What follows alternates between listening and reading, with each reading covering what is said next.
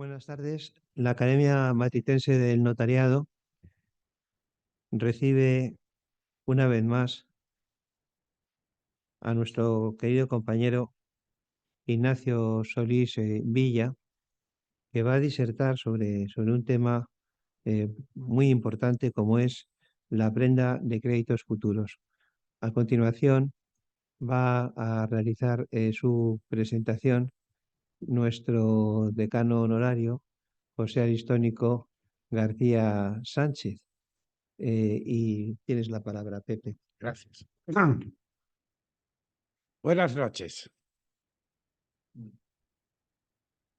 Nadie discutiría que si alguien en este colegio no necesita presentación, es Ignacio Solís. Mi papel aquí es puro pleonasmo o mera simulación. Y creo que en esta vacuidad reincido por quinta vez.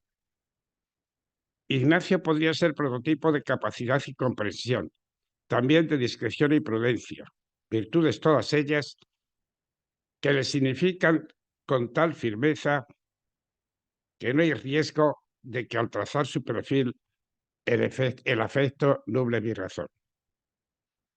Podría seguir haciendo relación de virtudes de Ignacio. Ya lo hice en varias ocasiones. Nunca terminaría y nadie me podría contradecir. Pero ni quiero hacer un ejercicio de exaltación de quien practica la sencillez, ni ruborizar a quien es reacio al halago y rechaza la adulación.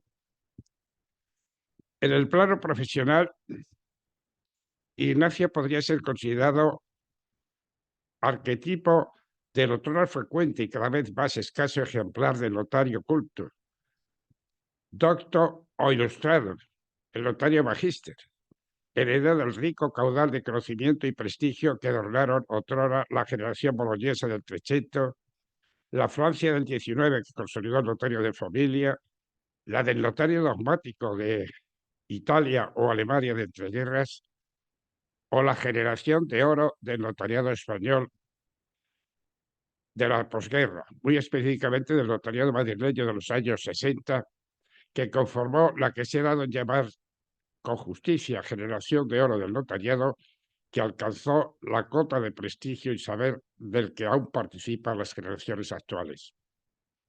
Ignacio Solís, siempre tocado por el saber humanista, se licenció en Derecho y Económicas en la Universidad Complutense. Su aplicación y capacidad depararon la atención de don Federico de Castro, quien le distinguió como alumno preferido y le hizo luego albacea testamentario y heredero de su magisterio. Nunca rompió el vínculo con la Complutense. Desde su licenciatura comenzó a participar en seminarios, a impartir clases prácticas en la cátedra de don Federico y siguió hasta el final en esa facultad, dando clases avanzadas a alumnos escogidos que voluntariamente querían profundizar en los vericuetos del derecho razonado. Y nunca desertó de su vocación docente. Profesor asociado de Derecho Civil hasta el 2018, hoy es profesor honorífico y cotitular de la Cátedra Extraordinaria de Derecho Privado Antonio Rodríguez Adrados, creada por su intervención. En 2022 mereció la medalla de oro de su Facultad de Derecho.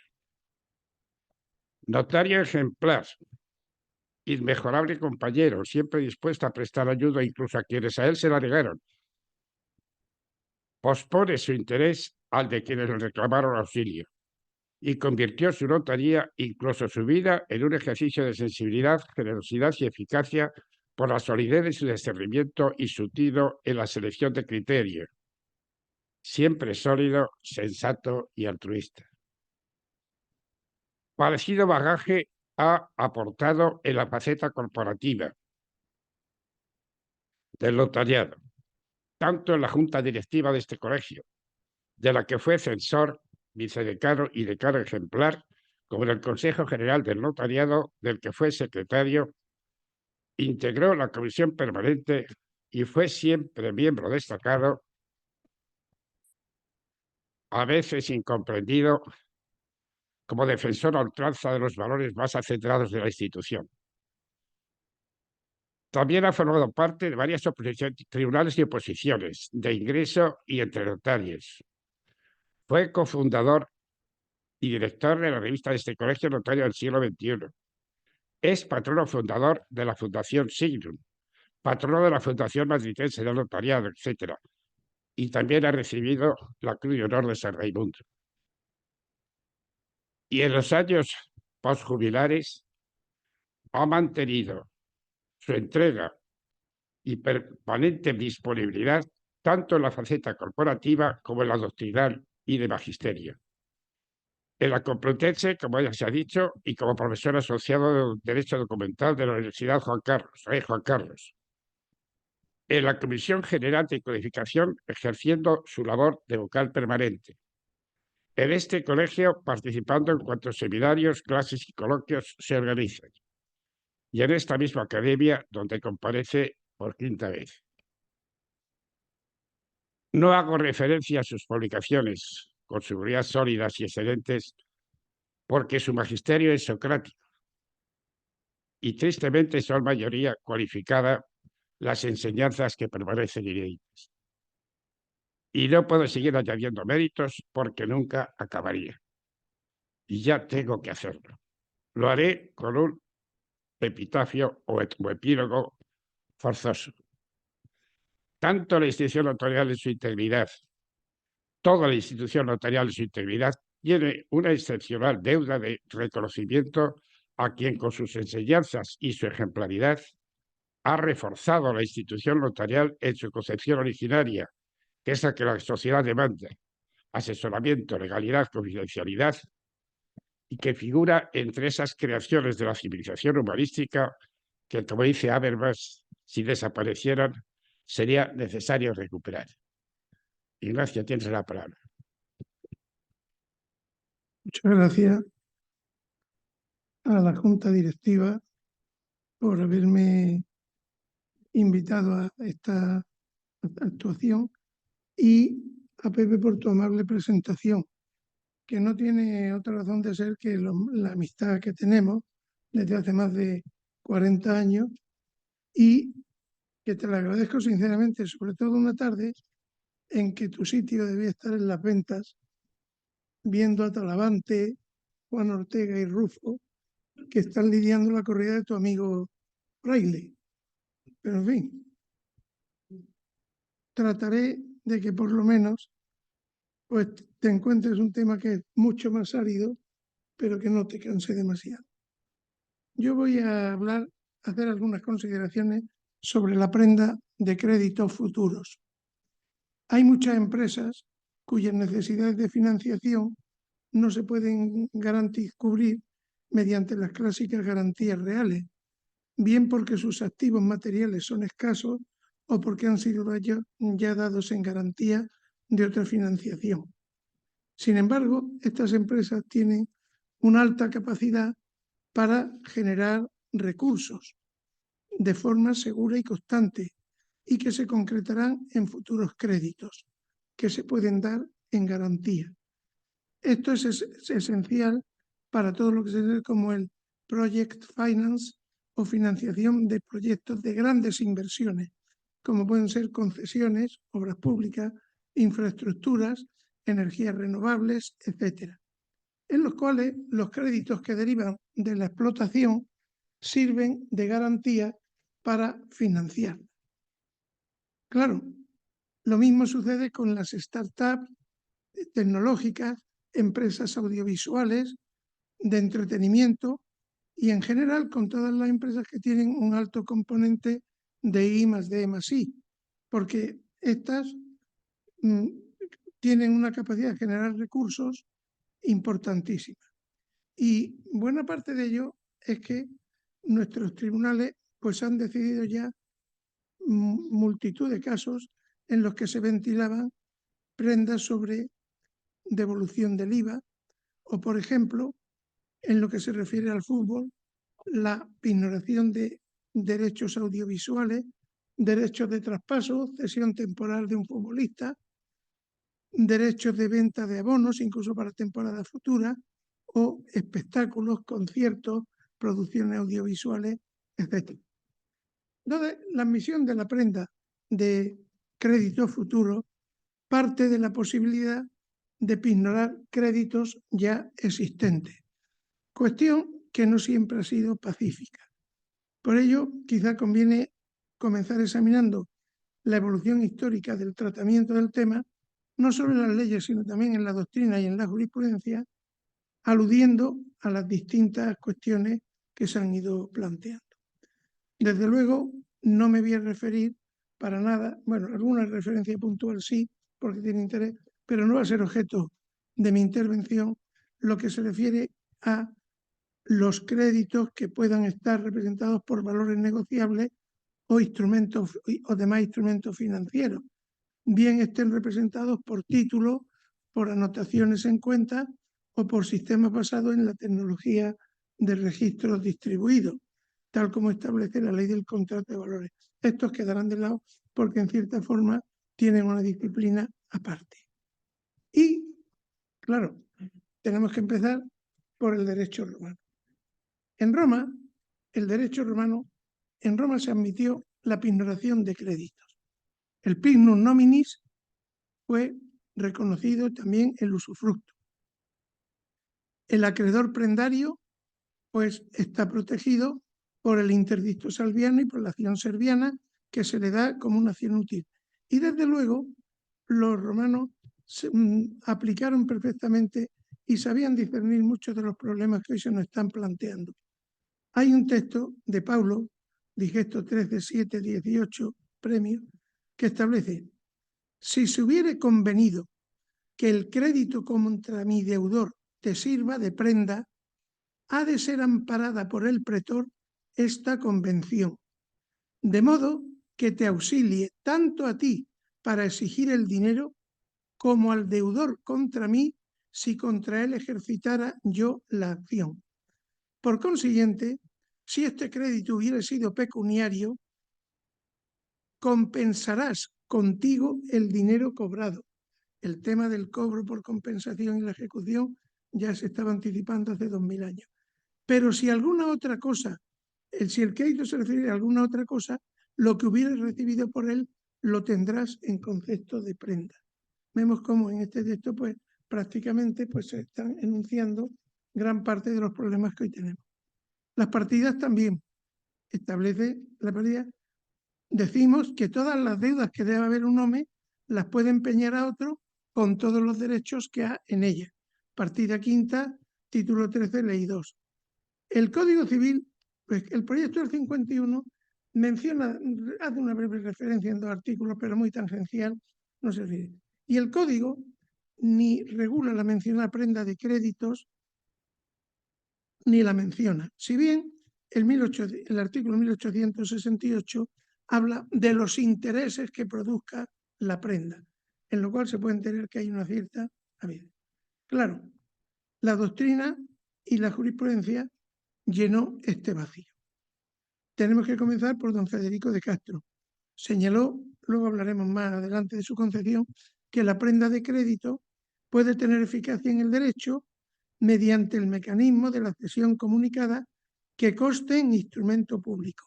Artículo 1865. Y en el mismo sentido, Pantaleón, en su fundamental estudio del año 88 sobre la cesión de crédito. El estudio de Pantaleón es importante porque sentó en buena medida las bases y los derroteros por los que iba a ir la legislación posterior. Y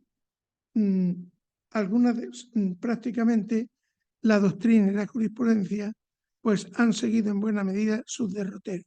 Sin embargo, quizá habrá que hacer alguna observación sobre su punto de partida y la compatibilidad con las necesidades actuales.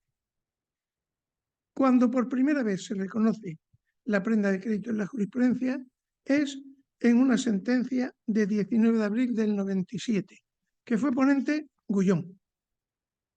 Una empresa hace una imposición, pignora a favor de un banco, una imposición a plazos que tenía en el mismo banco. La empresa se declara en quiebra y tanto en primera instancia como en segunda instancia se le da la razón al comisario de la quiebra que entendía que el depósito debía integrar la masa de la quiebra. El Tribunal Supremo casa la sentencia y reconoce el derecho de la empresa y establece que la imposición a plazo origina a favor del imponente un crédito contra el banco depositario y este crédito puede darse en prenda.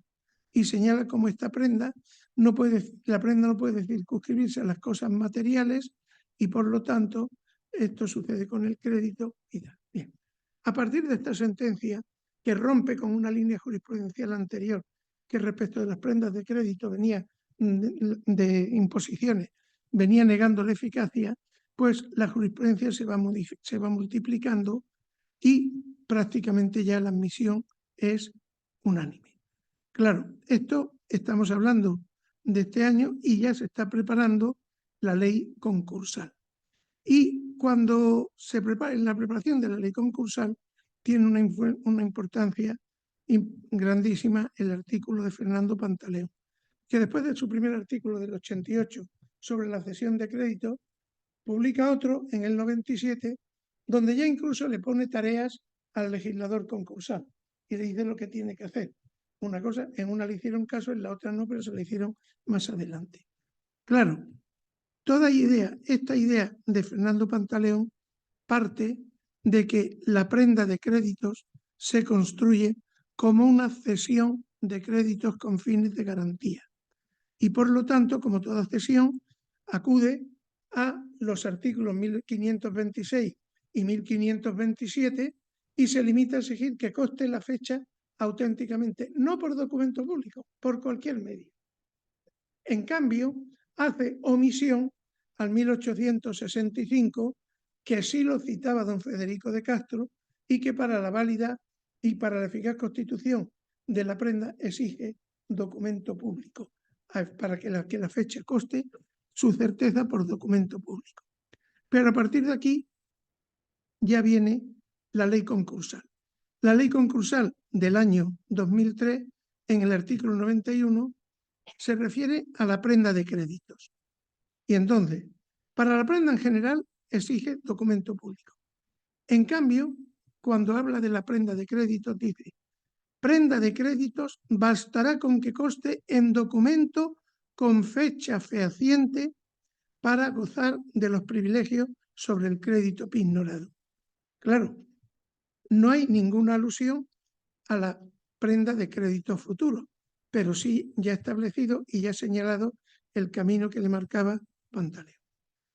En el año 2005 se da un nuevo paso, con el Real Decreto Ley 5/2005 de 11 de marzo de reformas urgentes para el impulso de la productividad, en la cual se establecen las garantías financieras.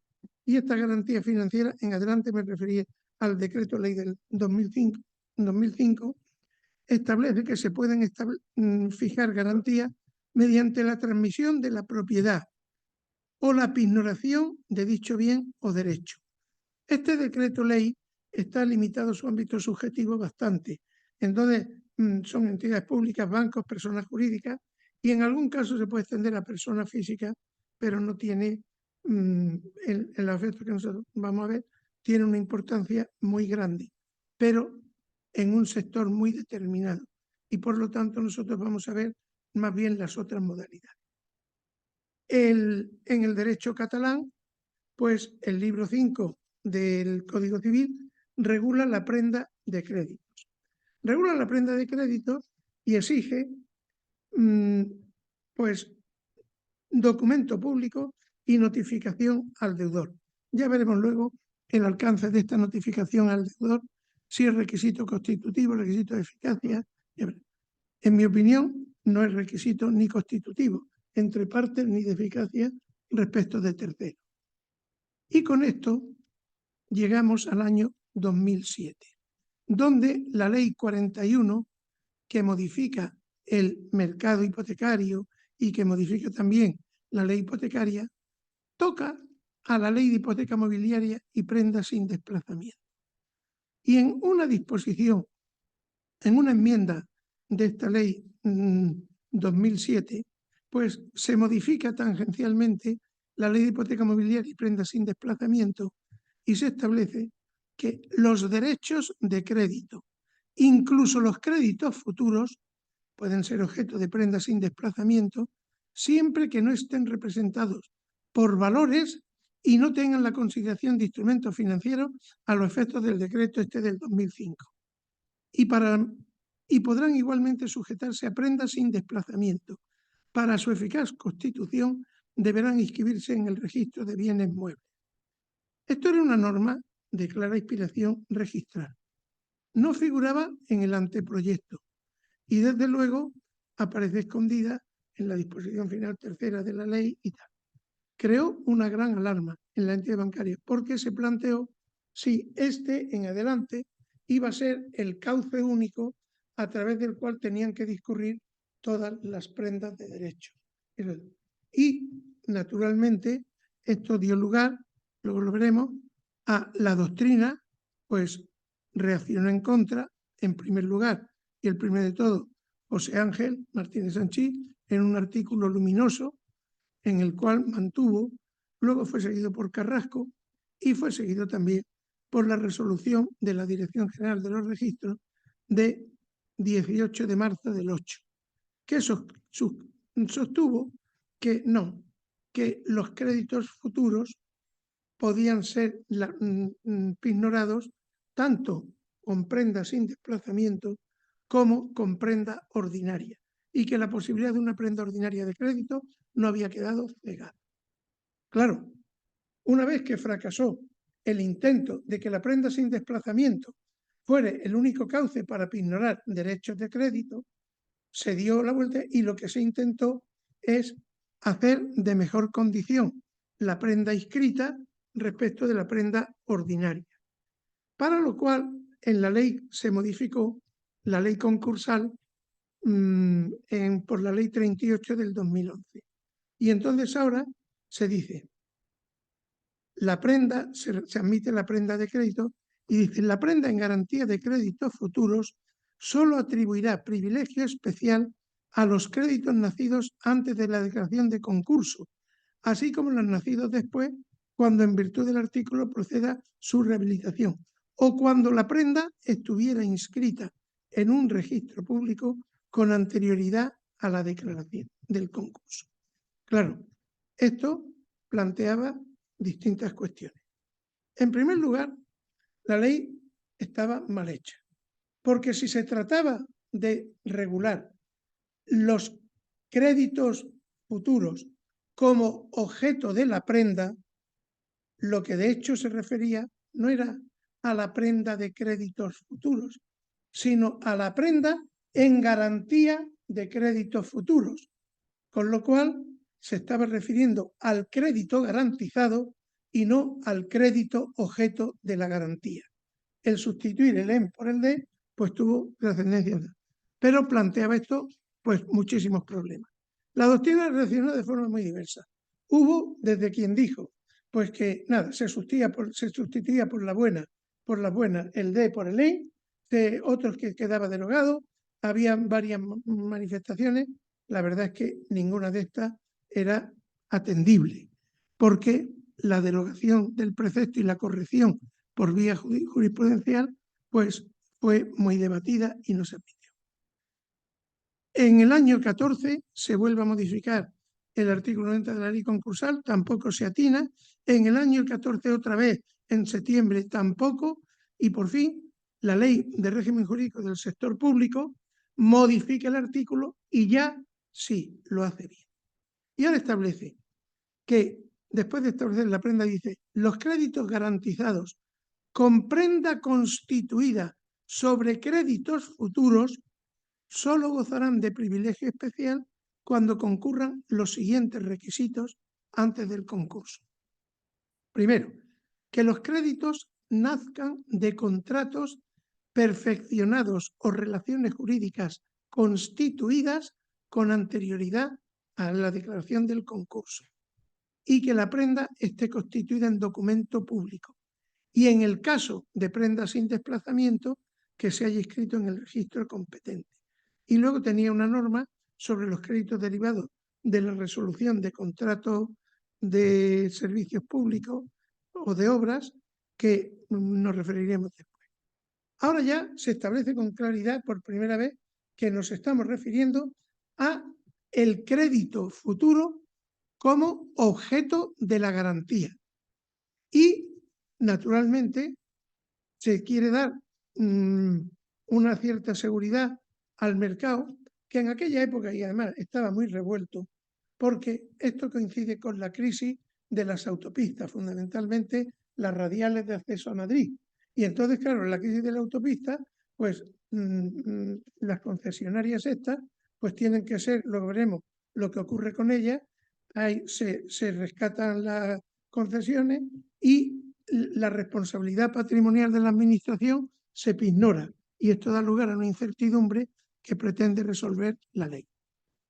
El mismo texto de la ley del 15 pasa al texto refundido de la ley concursal, la cual evidentemente mantiene básicamente el mismo esquema.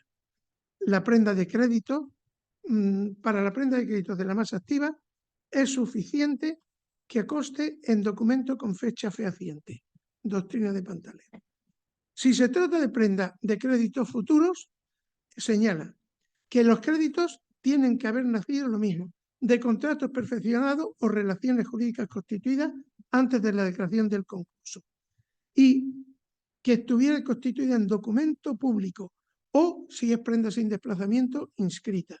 Y si se trata de créditos futuros derivados de la resolución de contratos de obra, es necesario que antes del concurso la prenda se hubiera constituido en garantía de créditos que guarden relación con la concesión y que el contrato hubiera sido autorizado por el órgano de contratación.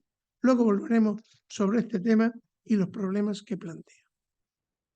Claro, tenemos que referirnos, por lo tanto, ahora, visto la evolución de las leyes, a cómo se construye doctrinalmente la prenda ordinaria de créditos futuros. Antes de la ley concursal, ante el silencio, pues la doctrina dio cobertura dogmática a la prenda de crédito basándose en el trabajo de Pantaleón, que se inspira en la doctrina alemana, que lo configura como la prenda como una cesión limitada de créditos con fines de garantía, que para que surta efectos frente a terceros tiene que, conforme al 1228 y 27, el documento debe tener fecha cierta. No se exige documento público, sino que la certeza conste por cualquiera de los medios.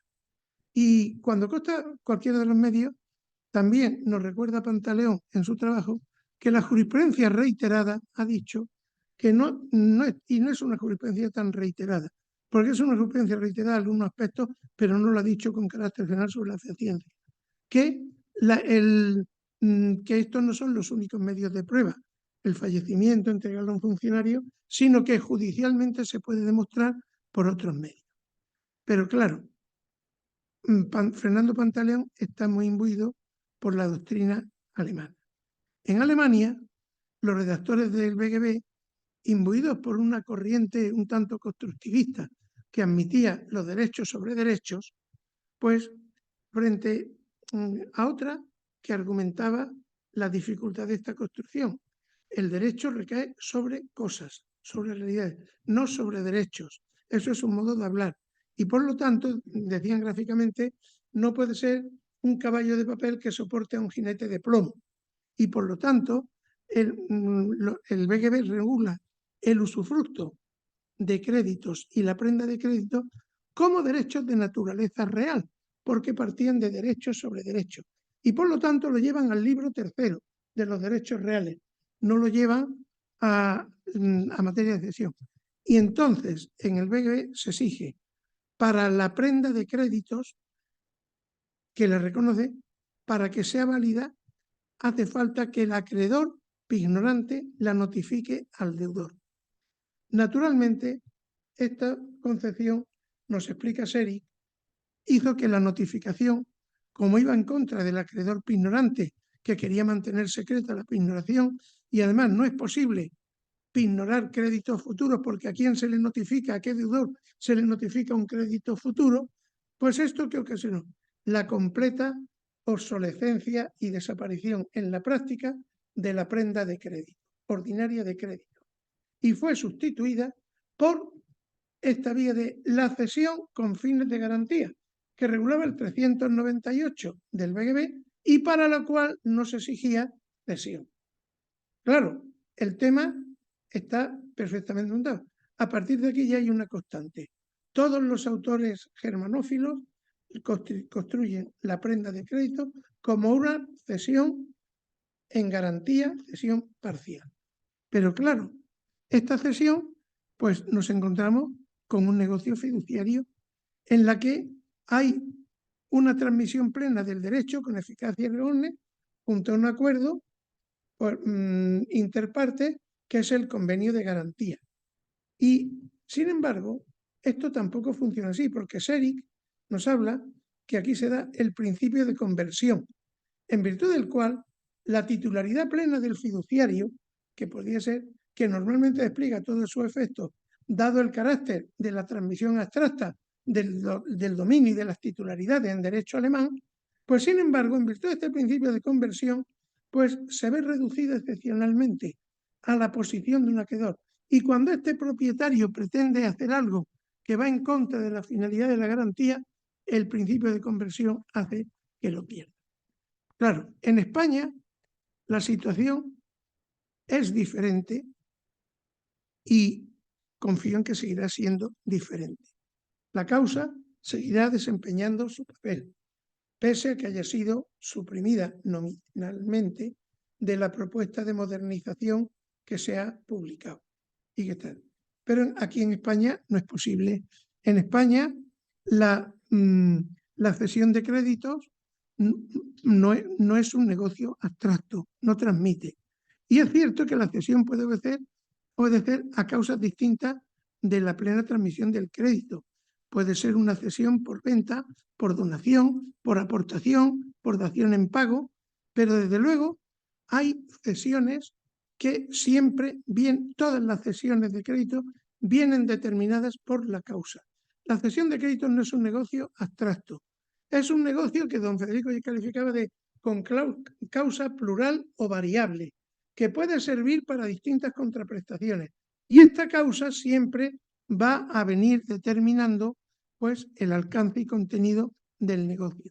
Claro, como no se puede hablar de una transmisión plena de este derecho, no se trata propiamente de que se construya un derecho real, sino la construcción que hace don Federico es que en este caso lo que se hace es que, como no hay derechos sobre derechos, lo que ocurre es que en la prenda de un crédito, en la titularidad del lado activo de la relación crediticia se descompone entre el ignorante titular del crédito antiguo y el acreedor asegurado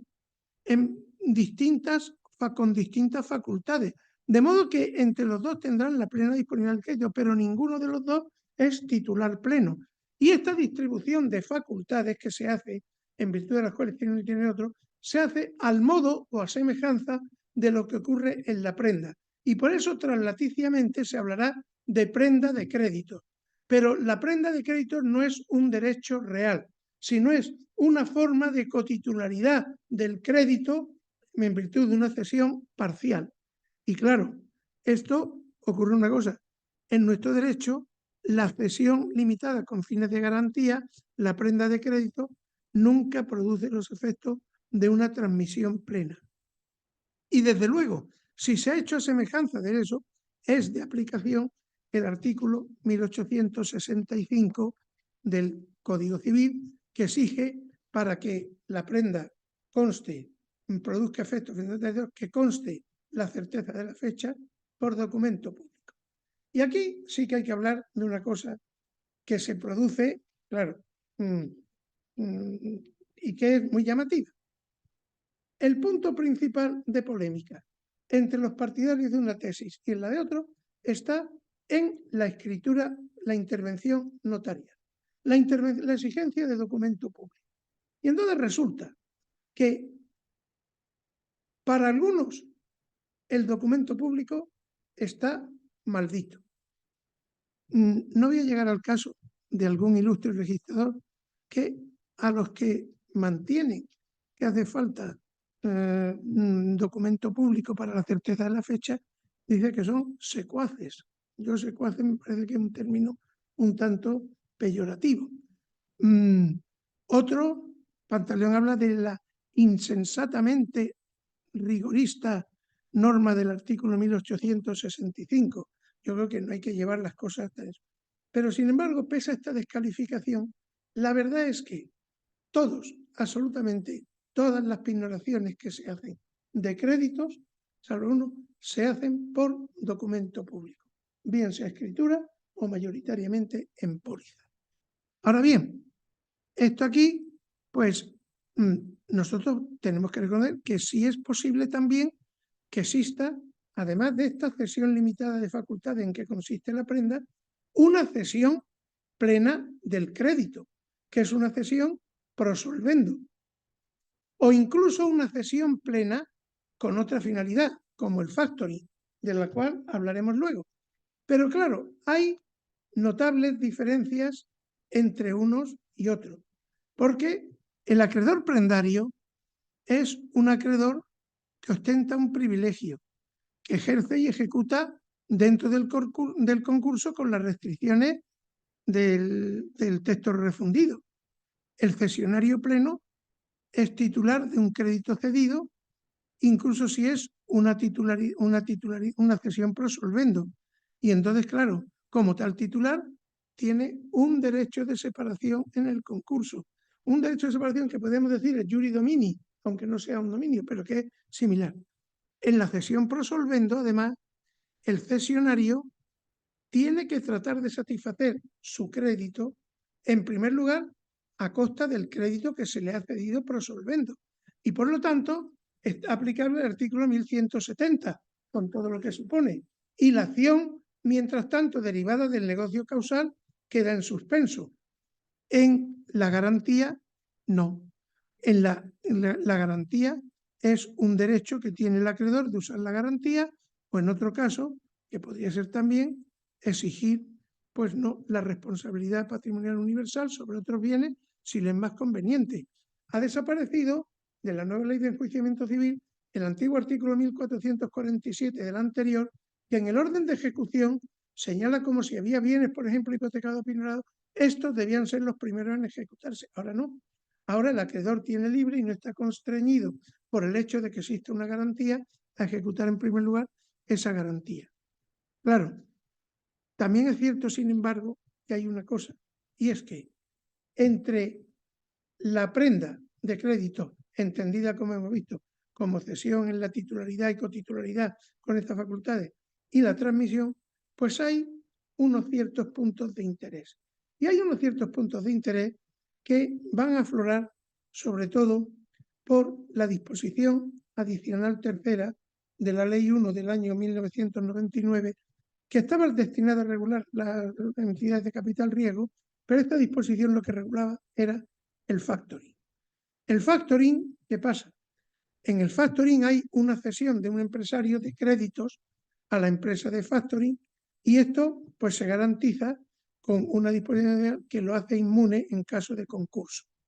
Esta disposición, que luego la comentaremos, pues establece que cuando el cesionario es una entidad de crédito o un fondo de titulización y esos créditos que se dan en garantía son de un empresario que tienen que existir en la fecha del contrato de cesión o en el máximo de un año o indicando la identidad de los futuros deudores, en estos casos, cuando se cumplen estas condiciones, el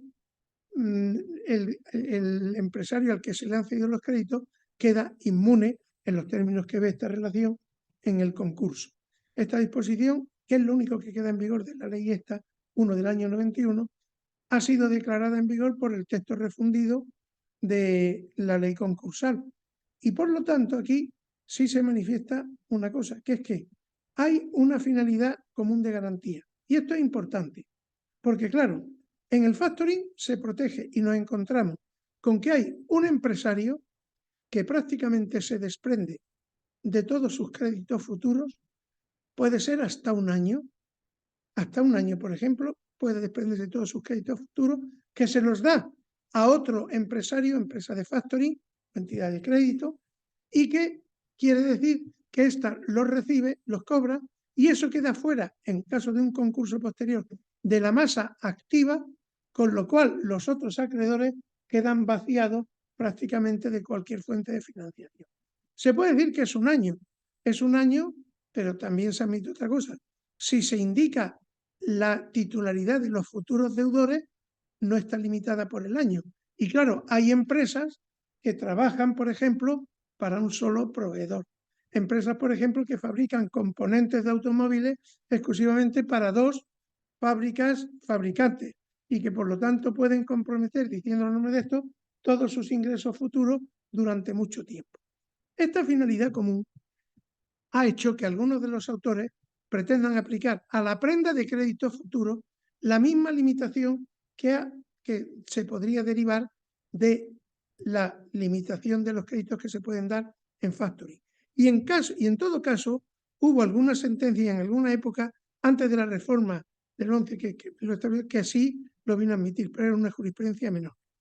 Claro, la jurisprudencia pues ha dicho que efectivamente hay varias sentencias diciendo que del mismo modo que la admisión de la cesión de crédito pues tiene unos beneficios concursales, pues hay que admitir que la pignoración de crédito futuro, y así una sentencia del año 16, porque son situaciones análogas. Claro, precisamente hablar del concurso pues es esencial, porque el concurso, como vamos a ver después, es el crisol, donde se ve la verdadera naturaleza de los derechos en juego y donde se ve lo que es uno y lo que es otro. Claro, para esto, para seguir avanzando, tenemos que ver cuáles son las distintas modalidades de prendas sobre crédito. Tenemos en primer lugar la prenda esta de las del Real Decreto Ley del año 2005. Bueno, aquí se admiten prendas sobre crédito de cualquier naturaleza, además de otras garantías financieras. Se pueden hacer por escrito, no hace falta ni documento público, por escrito u otro medio equivalente, no hace falta. En estas prendas, además, es importante que tienen una inmunidad ante el concurso, pero desde luego están muy limitadas entre quienes funcionan estos convenios de garantía financiera. Claro, se va extendiendo, porque la ley del mercado de valores, en el artículo 89, ha hecho una cosa, y es que este derecho de garantía financiera lo ha extendido ex lege a los supuestos de valores o efectivos resultantes de liquidación que resultan fallidas por concurso de la parte, y entonces las entidades intervinientes en el mercado tienen por ministerio de la ley una prenda. Es lege en los términos del decreto del año 2005. Es muy discutible que esto sea una auténtica prenda y más bien un privilegio, y sobre todo cómo se pone en relación con otras. Tenemos también la otra modalidad de prenda, es la prenda catalana. La prenda catalana, pues antes tenía muchas peculiaridades. Pues, sobre todo, establece dos, y es que el documento público esencial a efectos no se sabe de constitución y también se exige la notificación al deudor. En mi opinión es muy dudoso que ni el documento público ni la notificación al deudor, ya lo veremos después, sean requisitos de la válida constitución, ni siquiera interpartes. Pero además hay otra cosa, antes estaba muy limitada porque no se podían constituir sucesivas prendas, salvo un supuesto muy especial. Como vieron que se escapaba la contratación, en el año 20 se modificó y ahora se admiten segundas prendas. Y tiene especialidades en materia de ejecución. Estas especialidades de la ejecución de la prenda catalana, en mi opinión, es de clarísima inconstitucionalidad, porque entre otras cosas, si seguimos la misma doctrina del Tribunal Constitucional sobre la condición resolutoria y el procedimiento notarial para hacer efectiva la condición resolutoria, que es lo único que dejó sin efecto del libro de las obligaciones y contratos del Código Civil catalán, alegando que era derecho procesal, esta posibilidad de ejecución de la prenda sería también derecho procesal y conforme al 148.1.6 de la Constitución, competencia exclusiva del Estado. Y tenemos, por lo tanto, la prenda catalana, a los efectos que vamos a ver, es casi como una prenda ordinaria del Código Civil. Y tenemos la prenda ordinaria y la prenda sin desplazamiento. La prenda ordinaria del Código de Crédito exige que el pignorante sea titular del crédito. Artículo 1857. 2. Que tenga la libre disposición. 1857.3. Que se constituya en instrumento público. 1865. No es posible el desplazamiento posesorio, dada la falta de corporeidad. Y entonces, la notificación, en mi opinión, no es ni un medio dedicado a suplir el desplazamiento posesorio ni nada. La notificación tiene todo sentido. Una vez constituida, la prenda tiene reipersecutoriedad, 1858. Ojo, que la sin desplazamiento no la tiene. No le afecta la división de la cosa pignorada, 1860. El acreedor tiene legitimación procesal para accionar en defecto de la cosa, 1869. Tiene facultades anticréticas, 1868. Por lo tanto, percibe los intereses y le imputa los debidos y, si no, en cuanto al exceso, al capital. Puede reclamar los gastos. Hasta que se les pague, tiene derecho de retención. Vencida, puede promover la venta notarial y tiene la preferencia del 1922. Tiene que conservar diligentemente la cosa, adelantando los gastos y recuperándolos con la preferencia. La prenda sin desplazamiento, en cambio, se constituye en escritura pública o en póliza. Ha de inscribirse en el registro de bienes muebles, que es un registro de gravámenes. Pero el acreedor, el pignorante, no puede disponer del crédito sin consentimiento del acreedor, que carece de facultades anticréticas. Puede comprobar la existencia y estado de lo pignorado. Tiene la preferencia del 1822, pero lo que es más importante, carece de reipersecutoriedad, que sí la tiene la hipoteca mobiliaria, en virtud de lo dispuesto en el artículo 16. Y por lo tanto, la constitución de la prenda sin desplazamiento no perjudicará, dice el artículo 56, en ningún caso los derechos legítimamente adquiridos en virtud del documento de fecha anterior.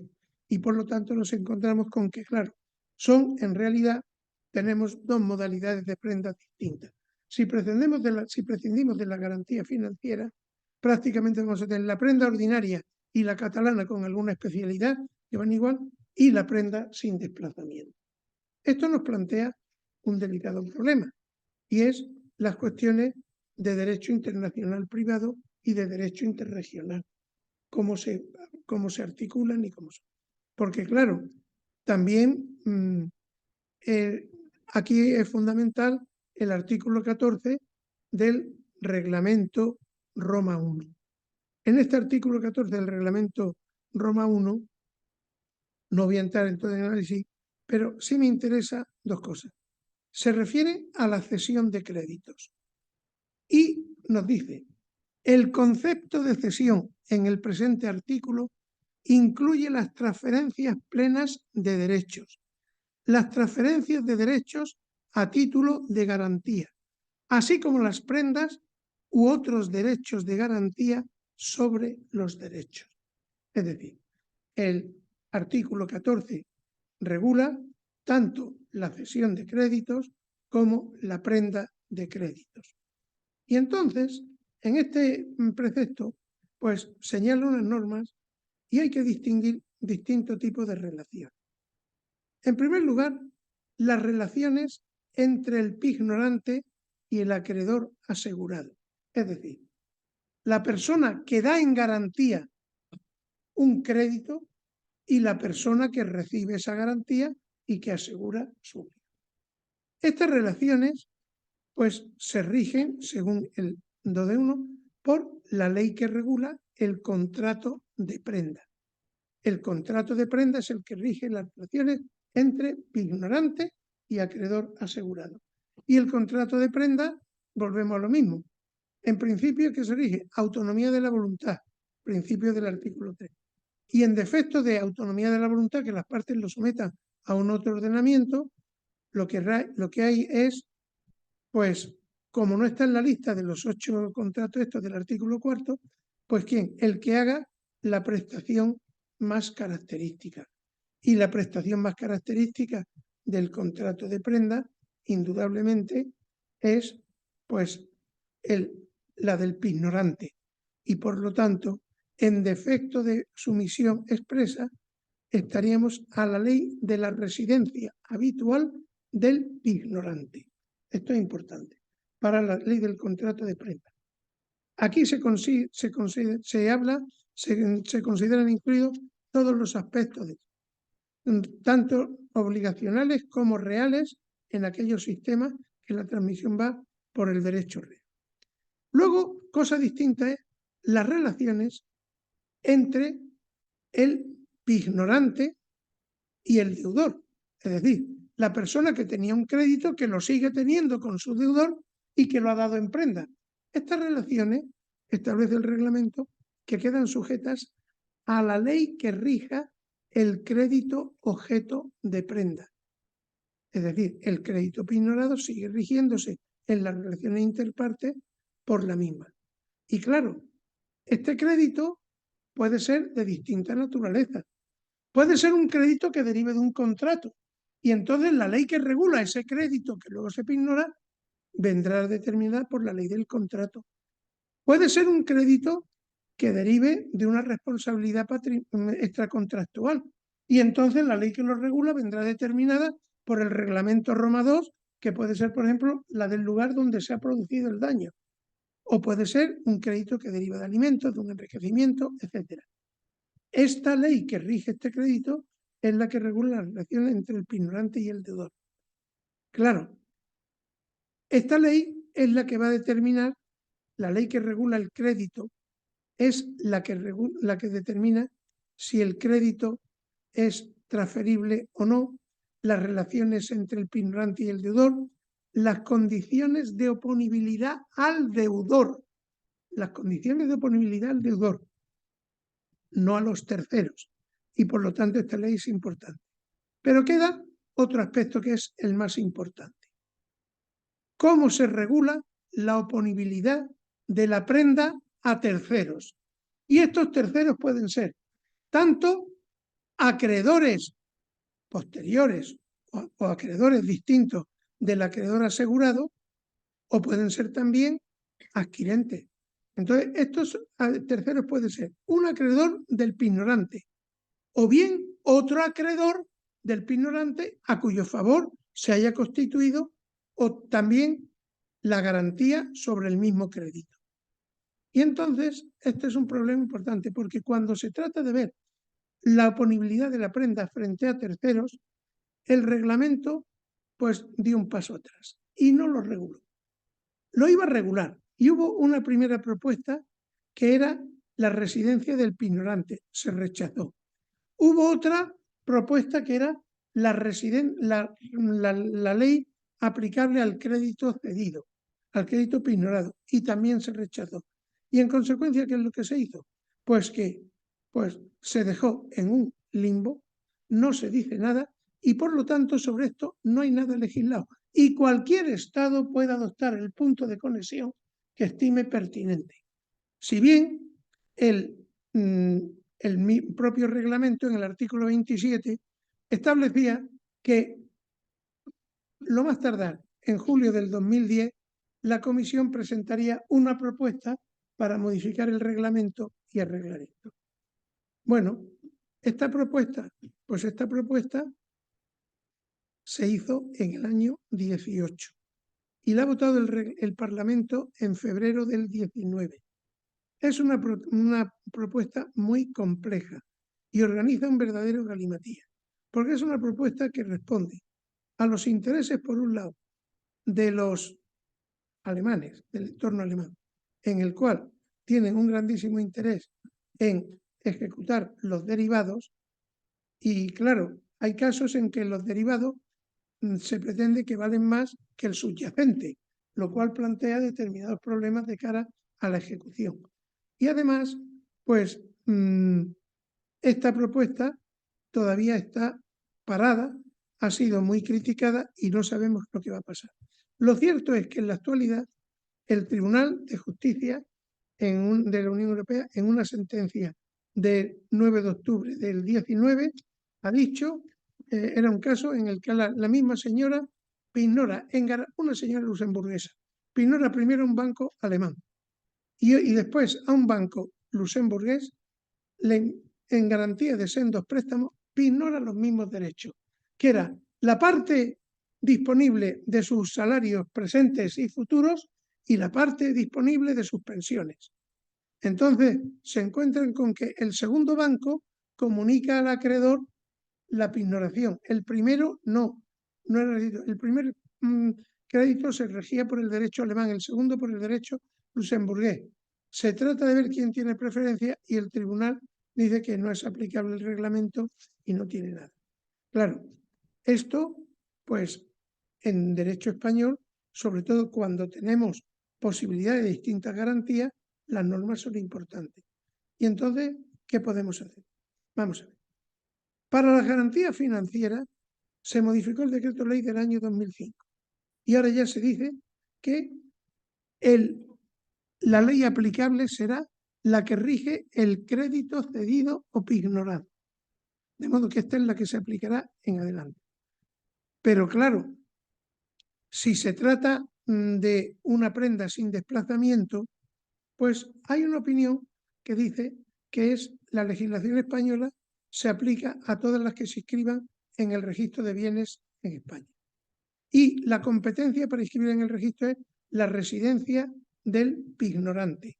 Y si el pignorante reside en el extranjero, el registro de bienes muebles central. Pero claro, esto parte de una cosa. Esto parte de que es la inscripción de prendas sin desplazamientos que se rijan por la ley española. Y entonces sí, efectivamente será. Pero cuando la prenda sin desplazamiento no se rija por la ley española, estos criterios de domicilio, en mi opinión, no son aplicables.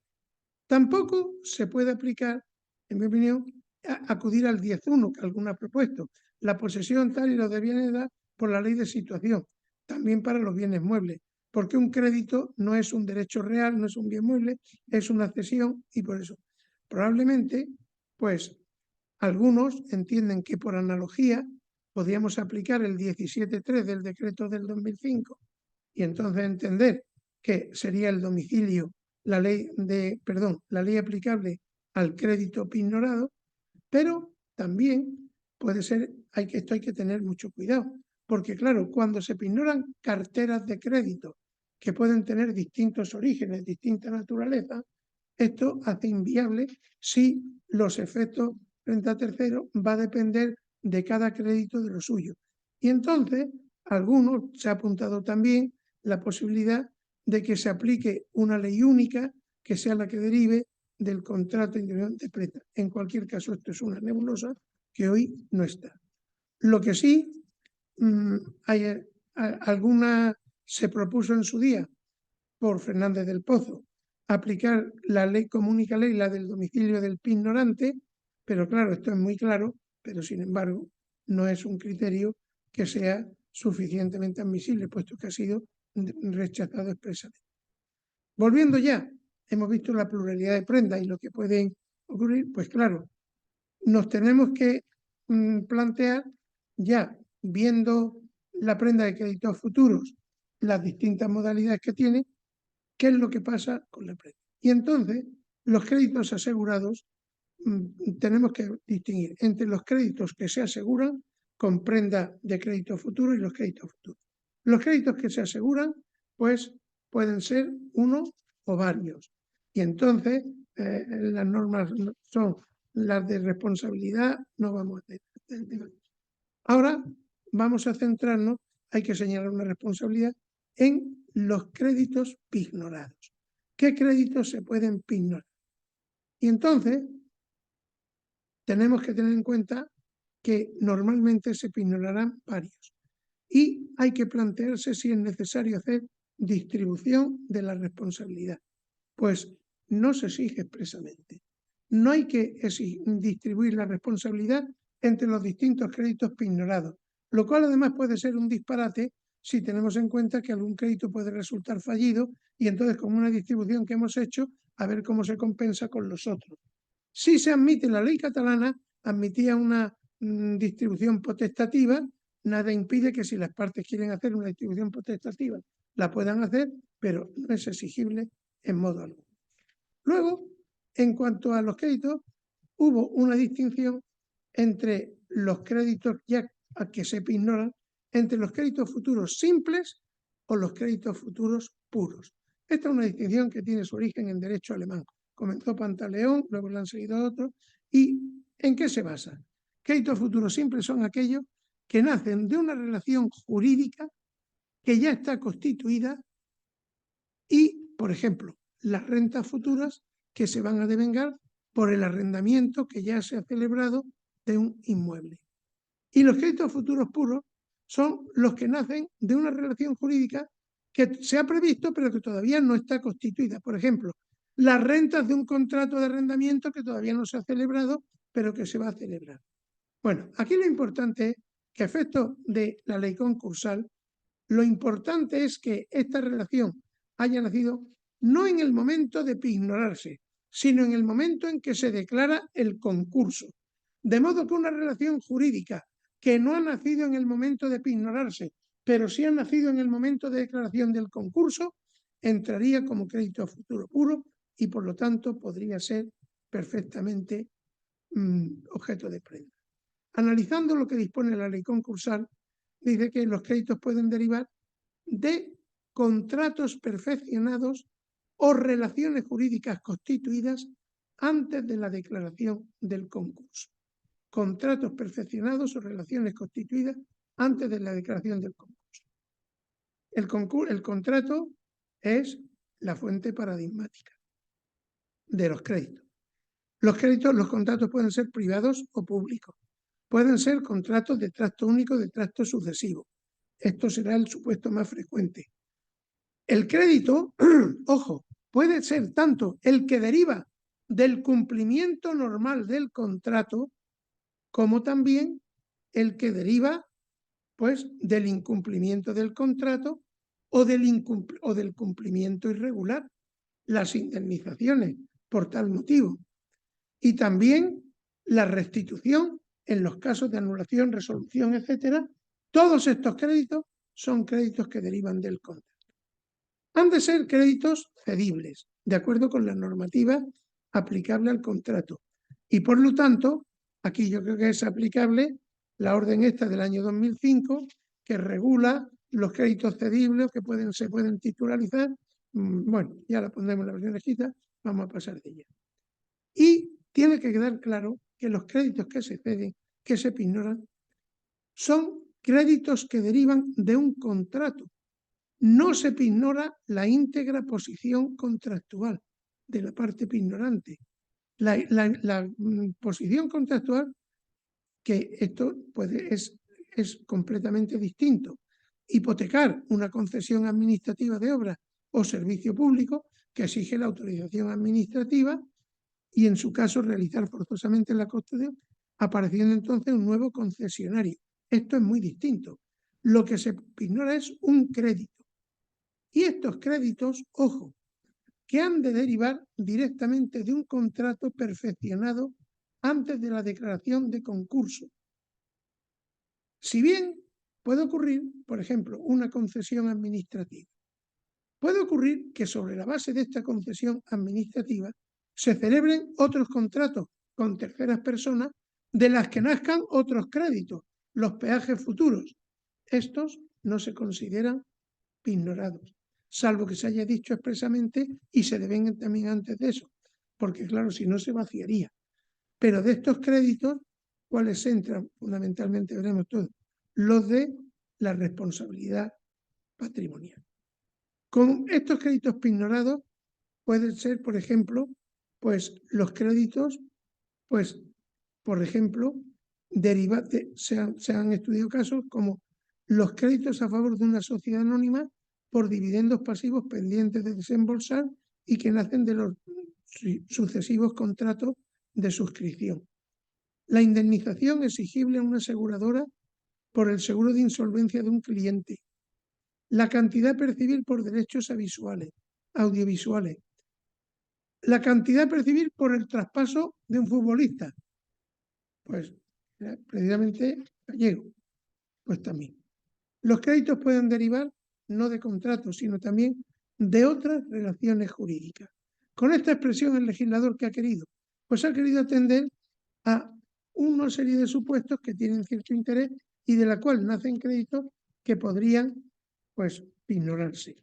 Por ejemplo, se han encontrado ahí el justiprecio de una expropiación pendiente, el importe de una subvención concedida y que está en trámite de concesión. Y algunos incluso incluyen el acuerdo de distribuir dividendos que todavía no ha sido completamente ejecutado.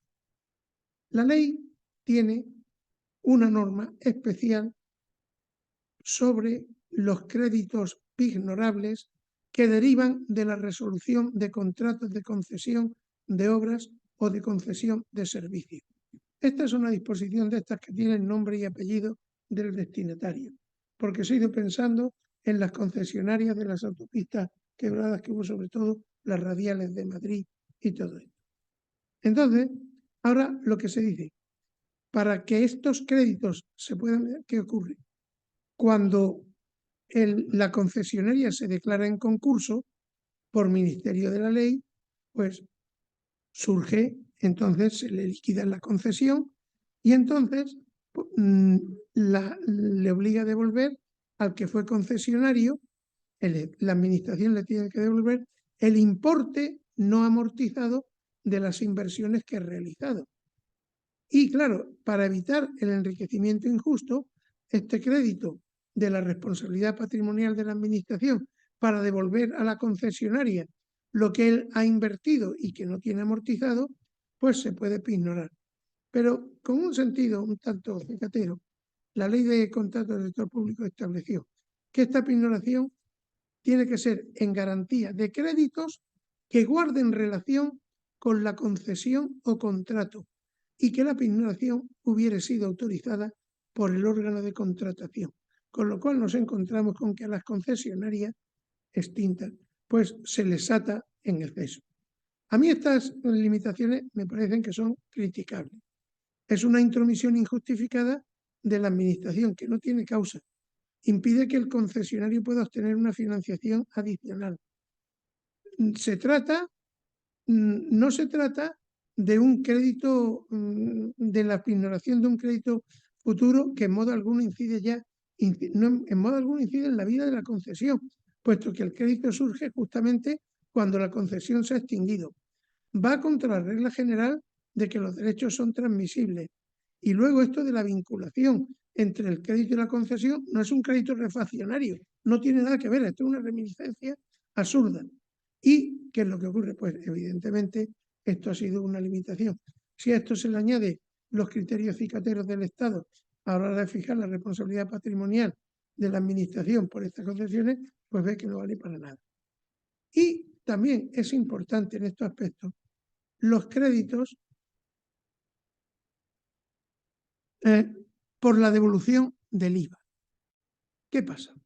La norma que hemos visto de las concesiones y del contrato de obra son normas excepcionales y no se pueden extender a otros créditos distintos, aunque lo pretenda la administración. ¿Y qué pasa? Pues que la administración tributaria pues, ha pretendido que los créditos por devolución del IVA, que son muy frecuentes y que se pignoran, pues lo mismo. Entiende que estos créditos, pues, aunque estén pignorados, que ya tiene preferencia, y aquí hay una discrepancia. Por un lado tenemos la Sala Primera del Tribunal Supremo. La Sala Primera del Tribunal Supremo invariablemente ha admitido que esta pignoración de créditos por devolución del IVA hay que atender a la prenda y la administración tributaria no puede pretender pues anteponerse, porque en cambio la jurisprudencia contencioso administrativa de la Sala Tercera pues va por otro lado. Va por otro lado y hay, entre otras, una sentencia en la cual el propio ponente emite un voto particular, en la cual, sobre pretexto de que no se puede alterar la relación jurídica tributaria, pues niega la virtualidad de esta pignoración y entiende que, aunque se haya pignorado la reducción del IVA, el acreedor afianzado no tiene preferencia para cobrar. Y hablando de preferencia, pues tendríamos que hablar cómo se hace efectiva la prenda. Entonces, la eficacia de la prenda, la preferencia de la prenda puede ser extraconcursal o concursal. La preferencia extraconcursal, sí. La extraconcursal, vamos a ver. ¿A través de qué cauce se hace? A través de la tercería de mejor derecho. El acreedor prendario que tiene una prenda de crédito futuro, pues tiene que hacerlo mediante la tercería de mejor derecho. Pero aquí hay que destacar, pues, cómo el artículo 614 de la Ley de Enjuiciamiento, cuando regula la tercería de mejor derecho, exige que el tercerista ha de acreditar un derecho a que su crédito sea abonado con preferencia al del acreedor que ejecuta. Y por lo tanto venía exigiendo que el crédito del tercerista fuese vencido, líquido y exigible. Claro, ¿qué es lo que pasa? Cuando el crédito garantizado todavía no estaba vencido, líquido y exigible, no había vencido, pues no se podía cumplir el 614. Y entonces, pues el Tribunal Supremo, a partir de una jurisprudencia de marzo del 2007, pues venía diciendo que no, que esto hacía inviable la tercería de mejor derecho. Afortunadamente, hay dos sentencias del Pleno, que son la 466 y la 67 del 2019, ponente ha sido Sancho Gargallo, en la cual con toda razón nos dice, vamos a ver, cuando se trata, quien tiene en garantía un crédito futuro, si el crédito asegurado todavía no ha vencido, tiene que disponer un medio para que quien pretende asegurar, ejecutar el crédito pignorado, no se lo cobre con preferencia el que tiene la prenda. Y entonces hay que entender que el hecho de tener la garantía es suficiente para ejercitar la tercería, cuyo objeto es no cobrar, sino que no cobre el que ha promovido la ejecución de un crédito pignorado con una prenda. Entonces, este ejercicio extraconcursal, pues no va a plantear mayores problemas.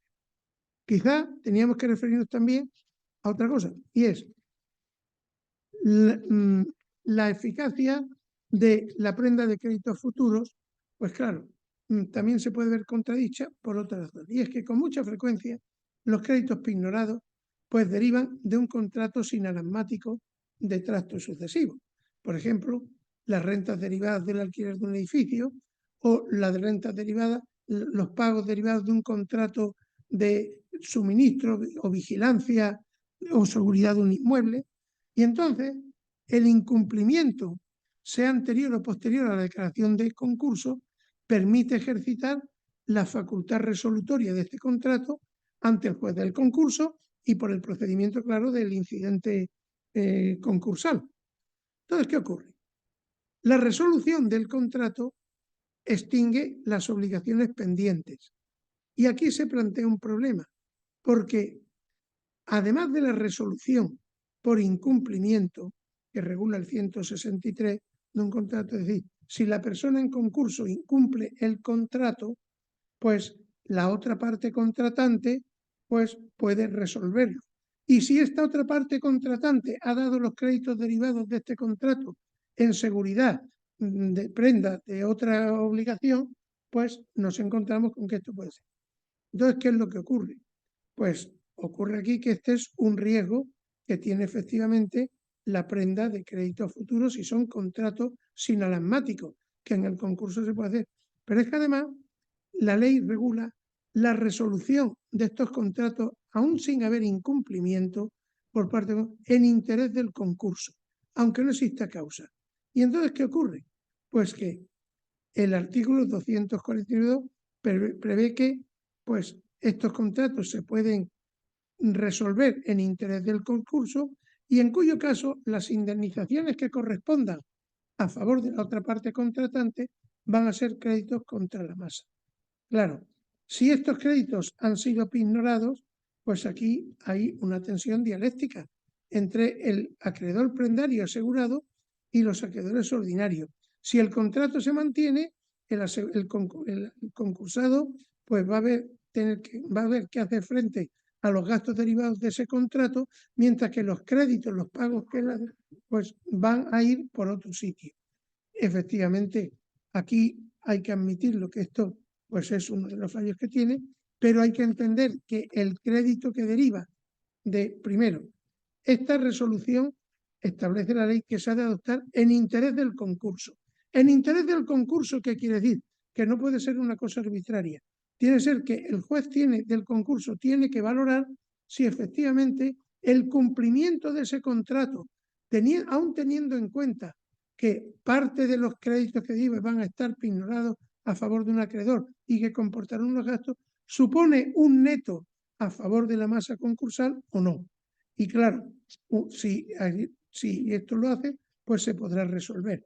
Evidentemente, hay otra cosa también. La indemnización que corresponda por la resolución seguirá pignorada y estará metida eso. Hay otra cosa que es la rescisoria concursal también.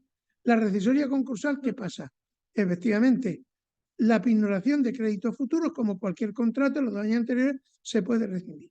Ahora bien, hay que evitar una cosa. Hay alguna sentencia en la cual, sobre todo, me voy a referir, por ejemplo, a una del 17 de febrero del 15, ponente fue Sastre Papiol, en la cual dice que los créditos futuros disponibles representados por el importe de las ventas son un activo de la masa que tal, y por tanto las pignoraciones, en la medida en que suponen un trato de favor y alteran en beneficio del banco la par condicio creditorum, debemos declarar su rescisión. Vamos a ver. Esta sentencia y otras vienen a decir que la prenda de créditos futuros típicamente es una operación, pues claro, ya sospechosa. Y por el mero hecho de serlo, es ya típicamente un acto perjudicial. Esto no es cierto. En primer lugar, en este caso, en las dos sentencias de Sastre Papiol, la 41 y la 340, en las dos, la ratio decidendi fue otra. Y esto es un obiter dicta que se tiene. Este párrafo está descontextualizado y lo que no se puede entender es que cualquier operación de prenda de crédito futuro sea típicamente ya un acto rescindible. Serán rescindibles, unos sí y otros no, pero no por el mero hecho de ser. Tendríamos que, bueno, hay otros temas en los que no voy a entrar. Habría que entrar, por ejemplo, en la posibilidad de segundas y ulteriores prendas y en el concurso y la concurrencia de distintas prendas sobre el mismo objeto que caben distintas prendas, evidentemente. Ahora ya, incluso modificada la ley catalana, se pueden constituir prendas sucesivas. Cuando se constituyen prendas sucesivas, hay una libertad casi absoluta. La única imposibilidad que hay es que no se puede pignorar como prenda ordinaria cuando ya se ha pignorado sin desplazamiento. Es decir, aquí la razón ¿cuál es? Pues la razón no se ve una. Cabe prenda ordinaria y después otra prenda ordinaria. Cabe prenda, yo creo que a estos efectos la ordinaria y la catalana están asimiladas, caben todas. No cabe prenda sin desplazamiento si ha habido garantía financiera del decreto ley. No cabe perfectamente prenda sin desplazamiento si ha habido antes una prenda ordinaria. Lo que no cabe en cambio es una prenda ordinaria si antes ha habido prenda sin desplazamiento. ¿Cuál es la razón? Pues la razón, yo no veo ninguna razón. La razón es simplemente aligerar el tema de cómo se ve la preferencia. Si yo solo admito que después de la prenda sin desplazamiento venga otra prenda sin desplazamiento, tengo muy claro la preferencia por el orden de la fecha de las inscripciones. Si no, pues está bien. Pero claro, esto, en caso de concurrencia de varios, pues ¿cuáles son los criterios? Aquí, sobre todo, si hay varias prendas de distinta naturaleza, si son prendas ordinarias sucesivas, está claro que por el orden de la fecha del documento público fehaciente de 1865 se determinará la preferencia. Si hay una prenda sin desplazamiento, pues ya después no puede haber una prenda ordinaria. Esto está, y desde luego la preferencia la tiene. Pero se ha planteado qué ocurre si hay una prenda sin desplazamiento y antes de que se inscriba viene una prenda ordinaria. Alguien, Valerio por ejemplo, ha mantenido pues que se podría ejercitar la tercería de mejor derecho y tratar la prenda sin desplazamiento como una prenda simple. En realidad, yo creo que en todos estos casos la preferencia debe venir siempre, ¿por qué? Por la fecha de constitución. Y aquí hay un tema, 2 minutos, vamos a ver, que es importantísimo. Y es, ¿qué pasa? Hay una cierta tendencia a establecer el principio de publicidad de las garantías, estas prendas. Se tiende a entender que estas garantías se tienen que constituir fundamentalmente a través de sistemas de registros y a través de estos sistemas es como tienen preferencia. Porque lo otro, se dice que la prenda ordinaria de créditos, la prenda ordinaria de crédito, dice no tiene visibilidad posesoria, es cierto que no tiene visibilidad posesoria, y son prendas, dice, clandestinas y por lo tanto hay una opinión extrema que dice que cualquier prenda inscrita tiene preferencia sobre esta prenda no inscrita. Esto es un disparate. Segundo, de cara al futuro se dice que el sistema tiene que venir por la confección de una nueva ley en la cual se dé preferencia a quién, pues a un registro. Yo, para concluir, quería llamar un poco la atención sobre esto. A mí me parece que esto es una línea peligrosa. Es atractivo desde un punto de vista puramente formal, pero las garantías mobiliarias no tienen por qué partir del sistema registral necesariamente. En primer lugar, nosotros tenemos un registro que es un registro de gravámenes y como registro de gravámenes no podemos pretender que se convierta también en un registro de bienes y que todo absolutamente se inscriba en el registro. Y entonces no podemos olvidar que de cara a los acreedores posteriores, que es, o a los acreedores ordinarios, que es a los que se dice que se quiere proteger mediante un sistema de garantías puramente registrales para que conozcan en todo momento la situación, pues resulta que estos acreedores se ven perjudicados primero por las transmisiones dominicales. Las transmisiones dominicales son plenamente oponibles.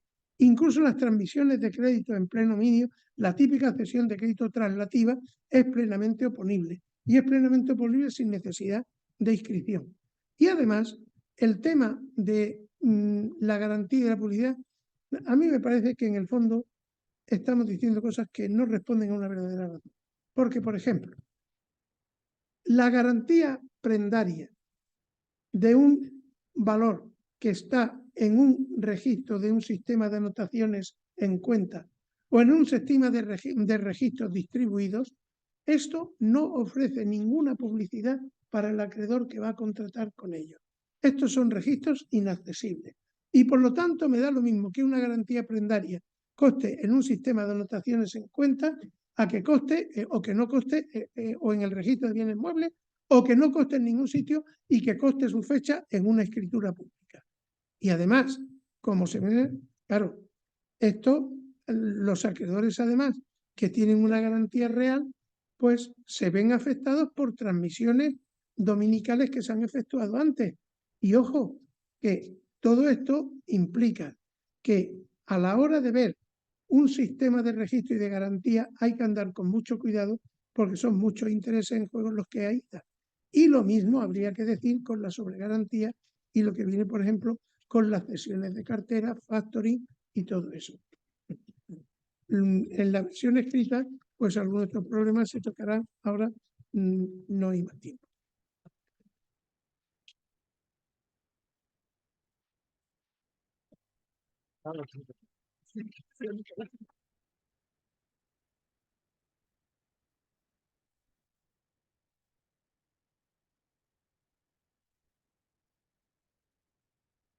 Ignacio, te seguiríamos escuchando y estamos esperando la relación escrita. La verdad es que ha sido una demostración enciclopédica y circular de todo lo que rodea a la prenda de créditos futuros y un semillero de ideas. Enhorabuena, muchas gracias, como siempre. Yo al menos tengo que decir que he aprendido muchísimo. Muchas gracias, Ignacio. A continuación, como siempre también, pues habrá un vino español en honor a nuestro conferenciante.